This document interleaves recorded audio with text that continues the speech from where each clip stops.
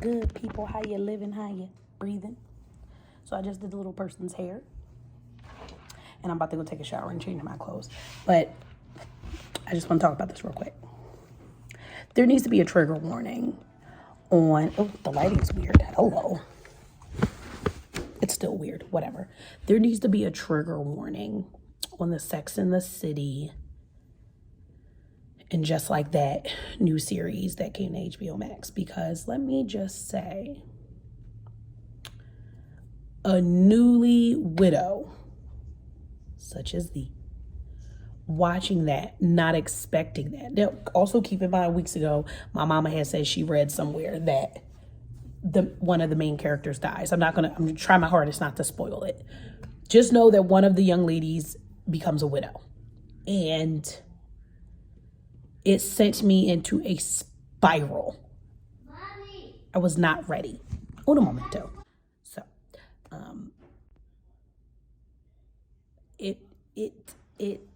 it sent me into like a weird panic attack type thing. I couldn't breathe. I couldn't stop crying.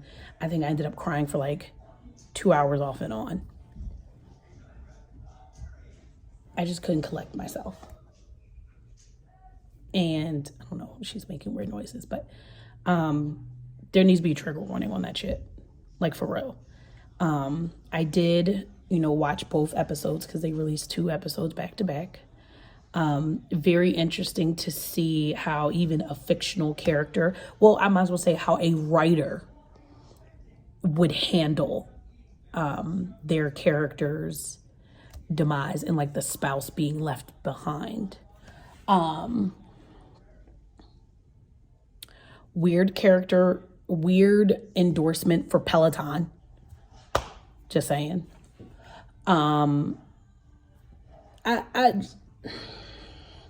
It was really bad, and it just showed me how mentally unprepared I was for watching something or seeing something or hearing about something like that. So I did take some time. I called my best friend. She helped me calm down. Hold on. So anyway, yeah. I keep stopping because I don't know what the tiny person's gonna say or come down here with, and yeah. So, like I was saying, that show was a lot. I did decide after I've calmed down and I took a nap and I had a readathon with my bestie and talked to my sister and like all that. I went back and rewatched it. Not the entire episode, just the more of the ending of that.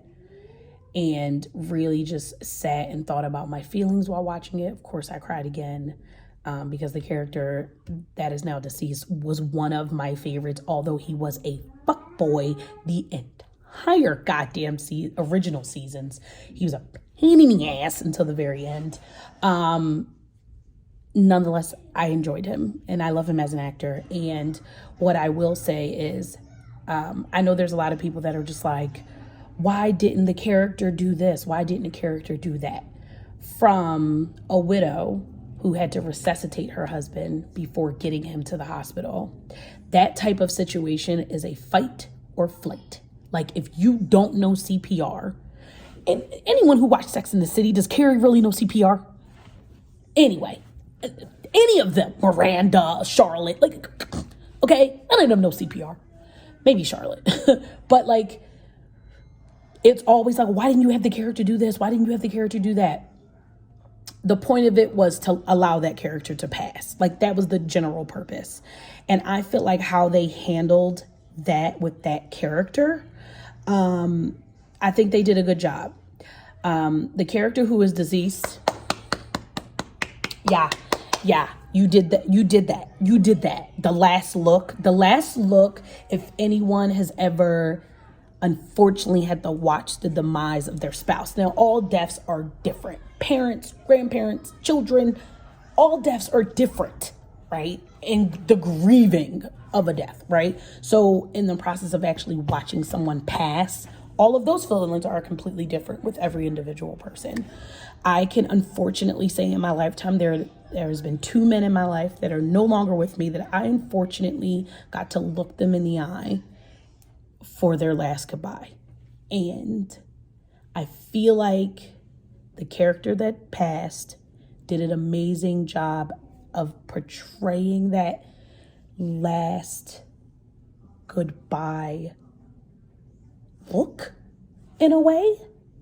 And my personal opinion on the show, other people may hate it, other people may not have liked how it went down, that so-and-so didn't call the police, you could have saved him. Untrue. If anyone knows anything about heart attacks, spoiler, someone has a heart attack, but if you know anything about heart attacks, the amount of time for which they portrayed that character sitting there having that massive heart attack, even if she did call 911, I'm sorry,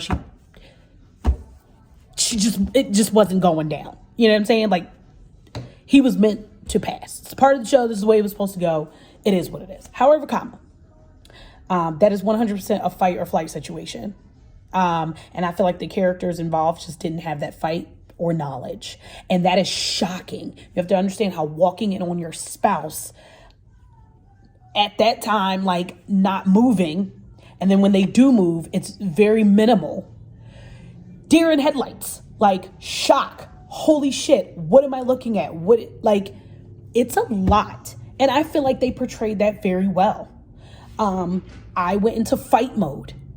From my experiences with medical issues and things from being in security so many years, I went into fight mode to resuscitate my husband. Other people will not do that. They will completely leave their body. They will have a complete mental breakdown. They will then call the police and then run back. Like, I just feel like everyone is like critiquing the shit out of this, and a lot of them haven't gone through it. Thank God they haven't. But having gone through something similar, not necessarily with a heart attack, obviously it was COVID, but going through something similar, the fight or flight and the character has never really been there. It's always been flight for the most part. So like, I feel people need to cut a break, and the actor did an amazing job. I think they did good. Do I agree how they've handled Samantha? Yes. And here's why. Because they leave it open for Kim Cattrall to later down the line, when the third movie comes or whatever they choose to do, if she feels as though, like she said in an interview, if there's a story to tell, she's willing to tell it. If she feels as though that there's no more story, she's no longer going to play the character.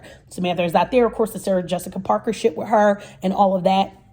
At the end of the day, it's about a coin, and she wasn't comfortable, and the coin isn't there, and she doesn't want to tell the story anymore, which is fine. But that does not mean she may not want to change her mind later down the road, which is why they didn't kill her off. Because we can all be honest, she had breast cancer at one point. She could have easily gotten it again during COVID and passed. Now, they could have killed her off from the jump street, but they didn't. They left it open. And I think, although it's not really like Samantha to have done what they're saying that she did in the show, that's not really like her character. These women are now in their 60s, not in the Sex and the City 40s, and just making it to 50. Like, 10 plus years then passed in their timeline, because when we left Sex and the City, Samantha just turned 50. So, and the rest of them are a few years under on like a ladder. So this is, now they're in like their late 50s, early 60s, like AO. Years have gone past in their story timeline, and whatever they portrayed her going down went down. However, I'm okay with it because they left it open. They left it open for her to change her mind if she feels as though she has a story to tell with Samantha. It is what it is. If she's not in it, I still relatively enjoyed it. Just people need to put trigger warnings. Bitch needed a trigger warning. I like it. I will continue to watch it every Thursday and support the show. Kind of like where it's heading. I like that Ramirez is in it. I love that Nicole is in it. Like, you have some amazing new fresh faces. I'm trying to mentally prepare myself for Carrie's gay best friend to pass, because in real life, may he rest in peace, he did pass. So I do believe at some point in this series that is going to get portrayed. I like that they popped up some old faces and like weird dialogue and like uncomfortableness. And I really felt for the character becoming a widow and how she handled that and the things that she kind of went through. I 100% went through. So I understand it. I'm sure a lot of other men and women who are widows understand it as well. So yeah, good show. Was a lot though. But thanks for coming to my TED Talk. I ain't got nothing really else going on. I'm doing homework. I'm waiting to take Livy to the doctor when they call her in. She's not feeling well, so we're going to get that together. But other than that, yeah. Hope you guys have a great day. Just checking in, and to the shower I go. Thanks for watching. Please like and subscribe.